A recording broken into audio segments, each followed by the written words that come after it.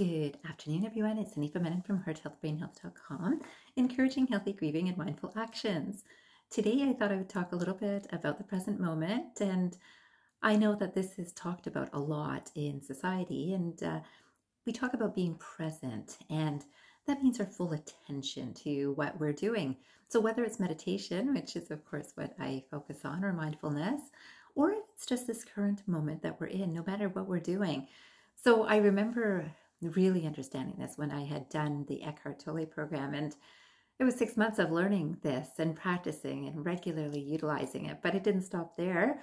And I have to tell you that my trip to Bali was a wonderful experience for me to be able to practice this, because in that journey, which I feel was a spiritual journey, there was very much of this idea of let me listen and tune in to what is happening within myself and how it is affecting this present moment. And I felt like I was being guided every day about next steps to take, but only one step at a time.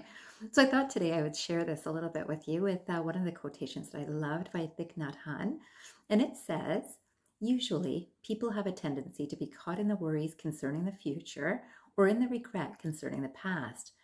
There is some kind of energy that is pushing them to run, and they are not able to establish themselves in the present moment.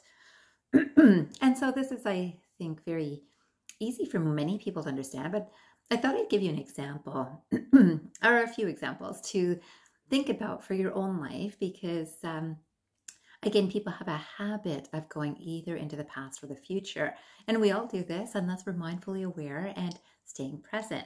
So I thought, what would be a simple example I could share with you? And I thought going to see a movie is one thing. So you go to see a movie with a friend and you come out of the movie and you think, wasn't that an awesome movie? This is so good. And the person says, yeah, but the previous one was better.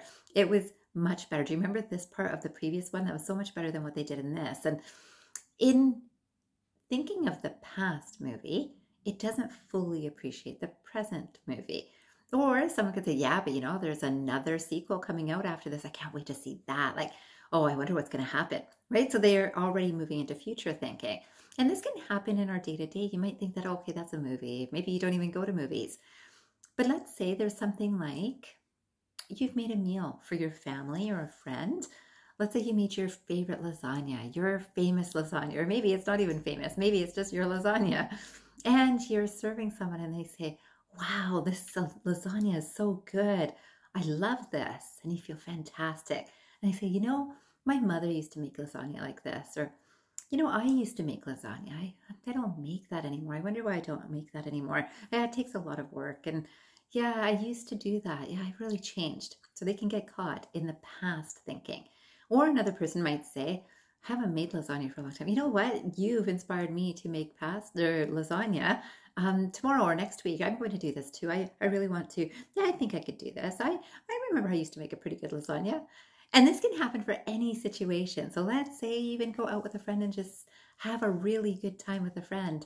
And the friend says to you, I had such a great time with you today. And you think, that's great. I'm so happy. Me too. And then they say, I get along with friends. I really do enjoy my time with my friends.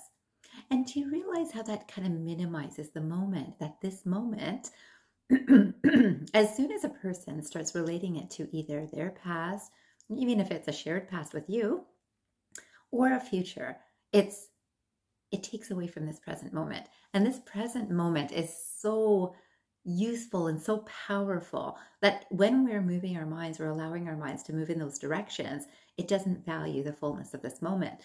And you would think, well, what's so wrong about that if you're remembering the past or thinking about the future?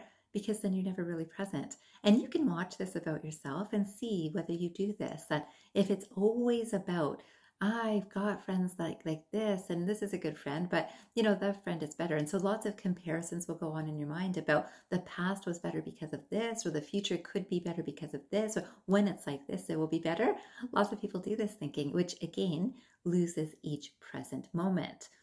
So then I came across another quotation by Wayne Dyer, and this quotation says, a great hallmark of mental wellness is the ability to be in the present moment fully and with no thoughts of being elsewhere. With no thoughts of being elsewhere. How many times are people out with a friend and thinking about, oh yeah, I still gotta meet with that person. Or they're calling a friend and they think, oh yeah, I gotta call this person too. Or they're making a meal and they're thinking, oh yeah, I gotta pick up this and this and this from the grocery store. So they're not really in the present moment unless they're thinking about what they're missing for the ingredients that they need for the current recipe that they're making.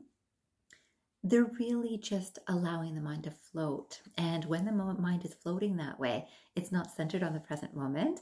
And again, this is the hallmark of mental wellness, to be able to focus on this present moment. So today I would love for you to build your mental wellness by focusing on the present moment, wherever you are, whether you're at work, whether you're just getting out of your home right now, on your way to work, maybe you're just getting up inside your home, maybe you're gardening. I did some gardening today and it was lovely. And again, in this moment, I can speak about the gardening and know that in this moment I'm making this video.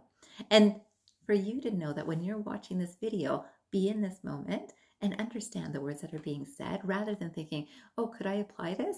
Just hear it, just be here right now.